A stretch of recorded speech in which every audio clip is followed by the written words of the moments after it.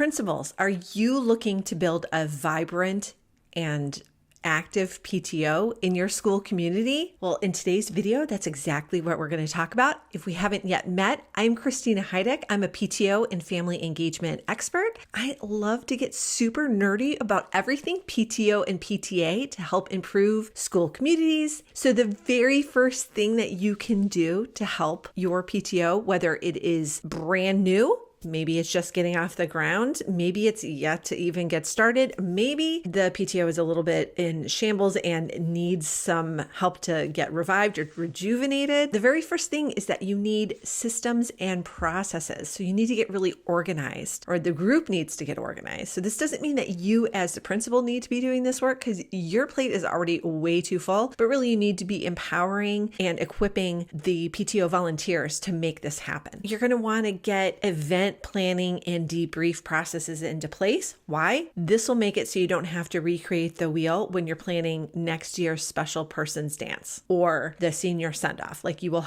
already have all of the details listed out. The new volunteer can just step into the role and take a look at what's been done and use that as a jumping off point rather than having to start from scratch every single time. The other reason to start documenting things is that you will have better information retention, so that you won't have the volunteer brain drain when the really awesome volunteers that know all the things and kind of do all the things, when they leave the building, some of the information will be staying there for the next generation of volunteers to use. The next thing, as far as system-wise, that you're going to want to get into place is a budget. Like, the PTO should just not be making things up on the fly. If they have a pot of money, there should be a plan for how to use that money, as well as any money that comes in throughout the whole year. Like, there needs to be a budget. Just like a household or a school has a budget, the PTO needs a budget. It needs to be balanced. Well, actually not balanced. You want to leave some to roll over for the next year. So those are the three systems: event planning and debrief, information retention, and then also forming a budget. The next aspect is kind of the procedures aspect. So you need a procedure for financial management. This is to ensure your group doesn't show up in the news for financial theft. Like this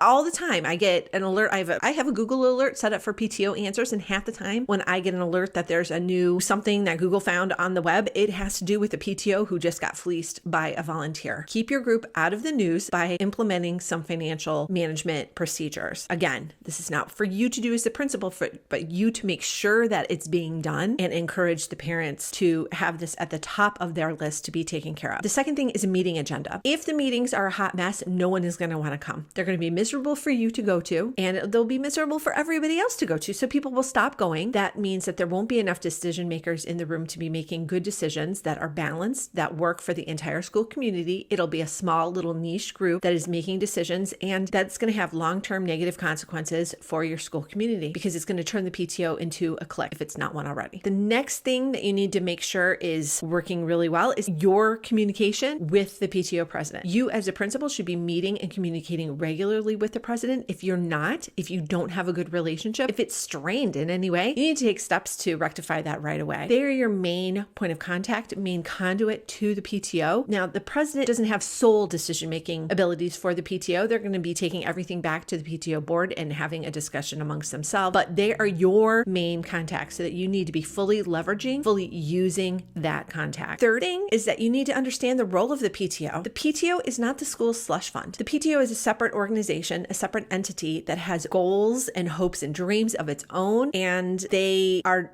not just the money generator for your school. There are other things that the PTO should be providing. If they are only used as a cash cow, one, that is missing out on a huge opportunity for you and the entire school community. Two, it's being disrespectful to the value of the parents. Like, they have so many other things that they could be adding in to the richness of your community. Really, they are a partner for improving the entire school community. So it doesn't mean just financially. They're going to have other time and talents and skills to be adding into the mix that you should be leveraging and really welcoming them in to participate. The fourth thing that you need to understand when you're looking to develop that vibrant and active PTO in your school community is what the limits are of the PTO. The parents who are volunteering are just that. They're volunteers. They're not employees. They're giving of their free time, which you will find that the busiest volunteers actually have no free time because they're so busy doing all the things. Usually PTO volunteers are not just doing PTO. They are also working on community foundations and community boards, along with the fact that the parents are volunteers. Know that they're coming in with probably and getting no training from the PTO because, again, the information isn't being retained and passed along, and it takes someone to really formalize the whole process,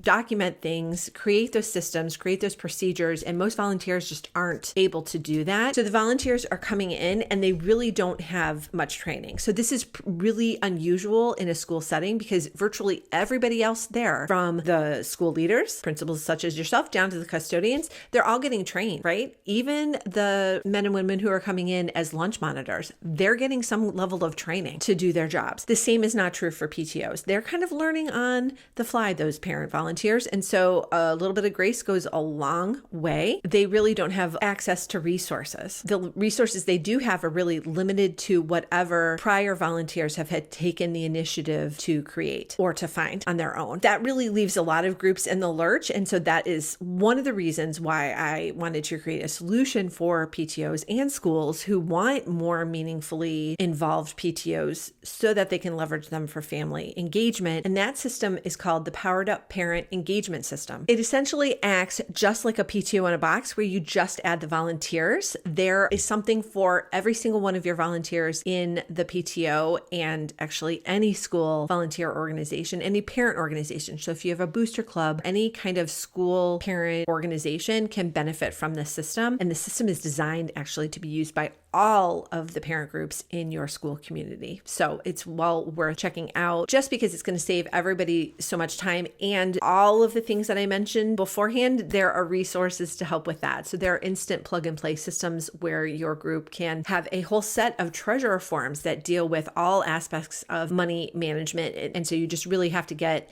the volunteers and go, here you go. Here you have all of the resources you need. Go have at it, and let's see what wonderful things can come as a result. So go ahead and check that out. I really hope that this video has been so helpful for you. When I talk with principals and they're so frustrated because either they have a wonderful PTO for the year and they're really excited about that, but then I always give them my card and I go, okay, for next year, just in case. And they just kind of smile and wink and go, I'm hoping it'll be just as good next year as it is this year. Or I have principals who are saying, oh my goodness, this is exactly what we need because I knew that my PTO needed help, but I didn't have time to do it. I don't have the expertise to do it because, you're not getting trained on this as principals. You're just picking it up as you go along, but not always what you need. I hope that you will check out the Powered Up Parent Engagement System, and I hope that you will take to heart everything that I've laid out today, that you will join me for my next video.